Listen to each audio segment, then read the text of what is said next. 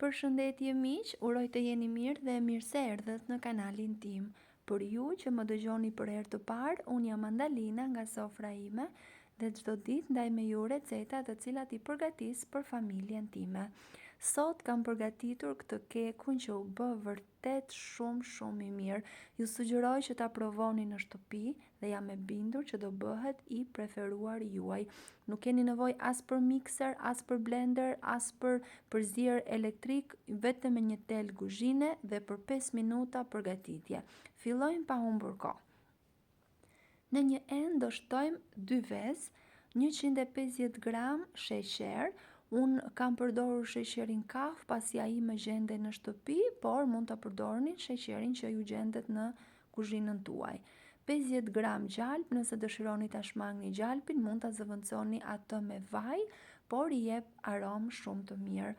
Dhe do ta përzijem shumë mirë për pak derisa të bëhet një masë e njëtrajtshme. Pasi është gati, do shtojmë 150 ml qumësht dhe do vazhdojmë ta përzijem masën. Ky është një kek shumë i shpejt, mund ta përgatisni madje edhe në mëngjes dhe ta merrni me vete në punë ose për fëmijët në shkollë. Përgatitet shumë shpejt dhe e vetmja kohë që do ju marr është pjekja në furr. Pasi e kemi përzier, do shtojmë rreth 250 gram miell. Nëse nuk jeni të sigurt se sa përthithës është mielli që përdorni në kuzhinën tuaj, mund të shtoni atë pak e nga pak. Po aty tek mielli kam shtuar një pluhur fryrës dhe një lugë çaji kanellë. Nëse nuk e preferoni aromën e kanellës, mund ta zëvendësoni atë me vanilje ose me karafil pluhur. Unë shpeshherë përdor këtë rrjetën sitës që është si sit, pasi ndodh që të ketë kokriza dhe kështu përzierja bëhet më mirë. Dua t'ju kujtoj se nëse jeni i ri në kanalin tim, ju ftoj të hidhni një sy recetave të mia dhe nëse ato ju pëlqejnë, mos harroni të bëni subscribe dhe të shtypni butonin e ziles. Siç e pa tek sita që unë brodha miellin, kishte disa kokriza në fund, prandaj është e mira që ato t'i largojmë.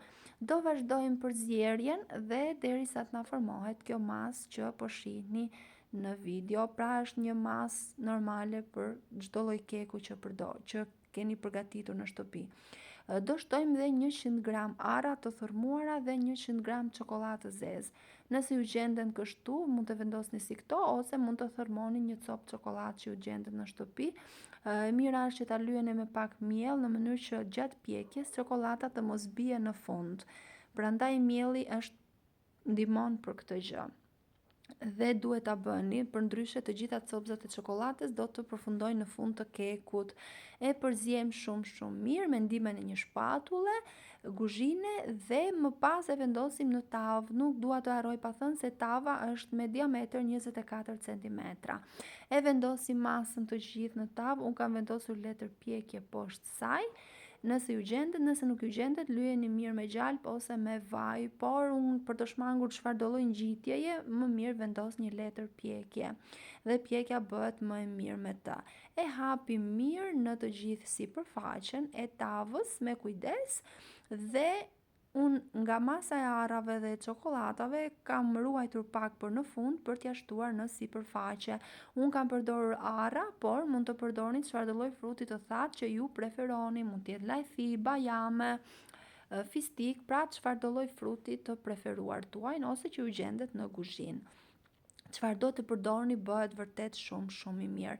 Pasi kemi vendosur edhe çokolada, do ta pjekim në 180 gradë në furrë të parangrohur për rreth 45 minuta. Pjekja gjithmonë në varësi të sobës që ju keni. Çdo anëvis e njeh shumë mirë sobën e saj apo jo. Dhe ky është rezultati pas pjekjes. Nuk dua të harroj pa thënë se është kënaqësi për mua gjithmonë të mësoj se nga cili vend i Shqipërisë apo i botës më ndiqni. Nëse keni dëshirë, mund të ma shkruani atë në koment. Pasi e kam ftohur pak, e kam prerë, domethënë pak e lash që të ftohet sepse nuk po prisnin më, donin që ta konsumonin menjëherë se kuzhina merr vërtet një aromë fantastike gjatë pjekjes dhe këtë do ta vini edhe ju re kur ta provoni. Si u duket si recetë, pres përshtypjen tuaj në koment. Faleminderit që më ndiqni.